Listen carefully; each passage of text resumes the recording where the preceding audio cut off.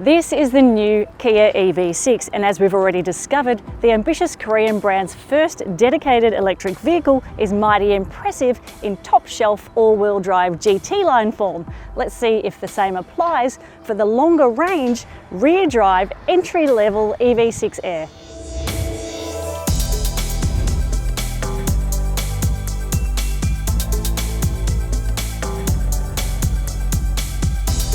The EV6 is Kia's second EV. The first was the Niro small SUV, which also comes with hybrid and plug-in petrol powertrains.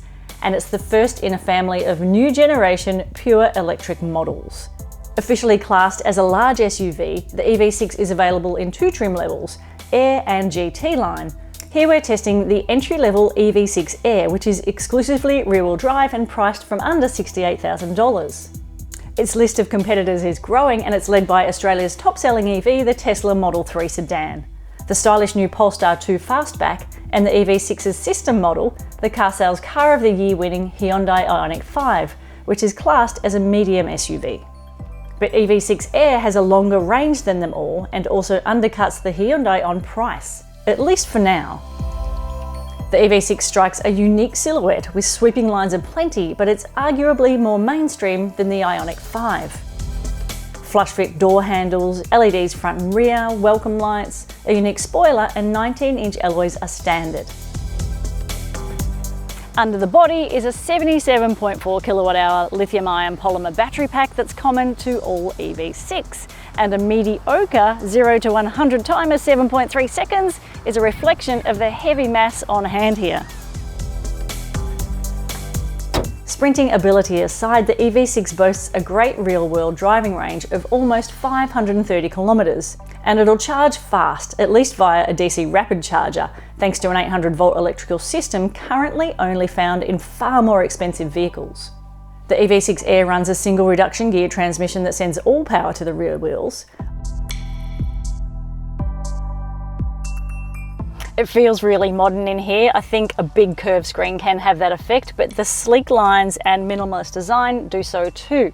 It also has a lovely sense of space in here. It's as if every single inch of this cabin space has been maximised. Hard plastics cover a lot of surfaces, but the execution and layout is very nice, and the textural fabric look finish on the dash brings a sophisticated tone to the cabin. Manual adjust cloth seats are comfortable and supportive. It doesn't feel cheap inside the base EV6. In-cabin storage is excellent. I love the open tub below the centre console. It'll fit a small handbag. Plus there's a lidded armrest for concealing valuables, a large glove box, which is a rarity these days, and indoor drink bottle space and the like. 3 USB outlets, a 12-volt socket, and wireless phone charging ramp up the convenience factor.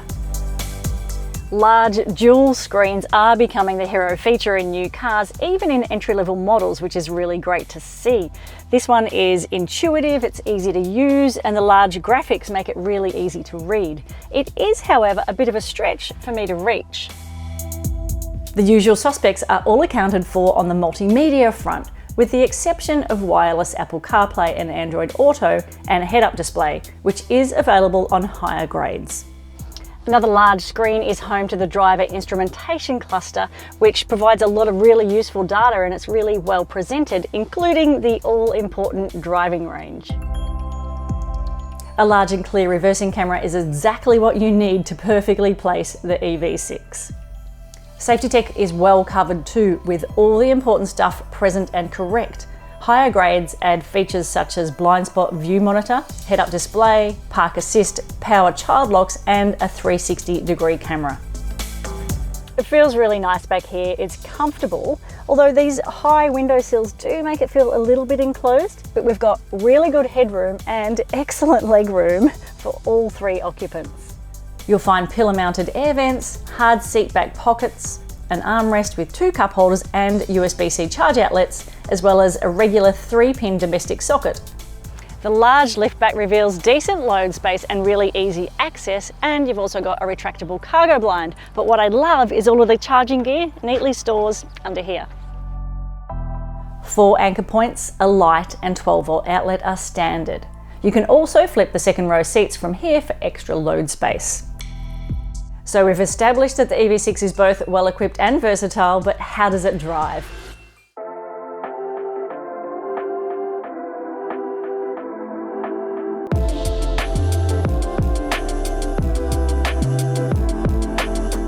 First impressions are good. It feels really solid in the EV6. It sits heavy, because it is, and planted on the road, and that sense of space and volume in the cabin is ever present. Power delivery is silky smooth and immediate, but there's no thrilling rush of power. It's a more subtle sense of pace, and oh so quiet. There's very little external noise creeping into this cabin. The steering wheel feels nice in hand and has a great level of accuracy and feedback. Maneuvering the EV6 around town is effortless. Now, unlike the Hyundai Ioniq 5, the EV6 has undergone local suspension tuning, and the difference is noticeable. This car doesn't only ride softly, it's supple, it soaks up the bumps, but it also feels more controlled in the corners than its Korean cousin. In combination with large supportive seats, the EV6 feels great behind the wheel, and the generous sense of space means drivers big and small can settle in for the fun. Overall refinement levels are really good. It makes the EV6 feel high-end, even in entry-level models, which means that GT spec really should be the silent assassin.